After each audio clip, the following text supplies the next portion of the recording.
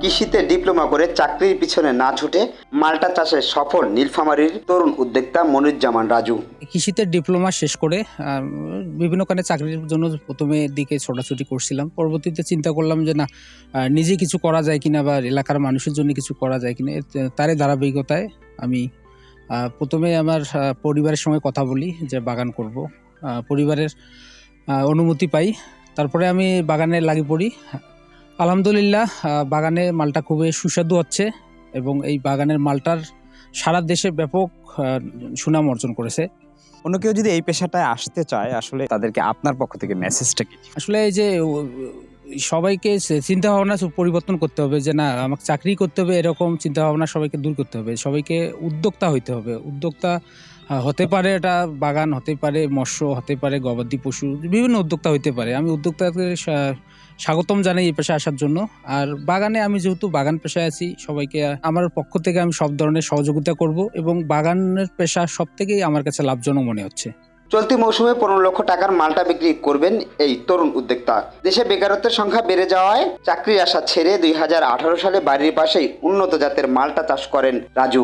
নীলফামারী সদর উপজেলার উপসহকারী কৃষি কর্মকর্তা আনোয়ারুল হক জানান, রাজুর মাল্টা বাগানে ধরেছে অসংখ্য মাল্টা। মাল্টাগুলোর রং হলুদ বর্ণ ও আকর্ষণীয় হওয়ায় সাধারণ মানুষের আনাগোনা মাল্টা বাগানে। আমরা এতদিন যে শুধু ধান আর ধানেই পড়েছিলাম এবং আলুতে পড়েছিলাম, যদিও আমাদের 2 বছর থেকে আলুর বাজার দরটা ভালো, কিন্তু এর আগে কিন্তু আমাদের আলুর বাজার দরটা খুবই খারাপ অবস্থায় ছিল।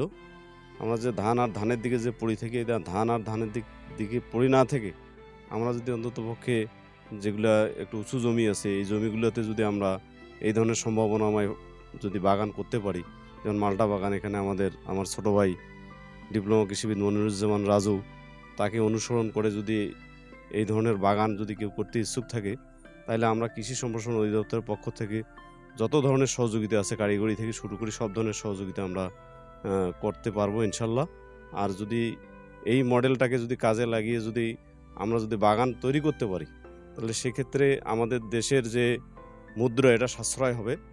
পাশাপাশি আমাদের দেশের যে জনগণ যে পুষ্টিহীনতায় ভুগতেছে, এই পুষ্টির অভাবটা অনায়াসে পূরণ হবে। এদিকে প্রতিদিনই মাল্টার বাগান দেখতে আসছেন অনেকেই। তরুণ এই উদ্যোক্তাদের এগিয়ে দিতে হবে ভোগান্তিমুক্ত ঋণ ব্যবস্থাপনা, এমনটি বলছেন সংশ্লিষ্টরা। শিমুল খান, জনতা জমিন, নীলফামারী।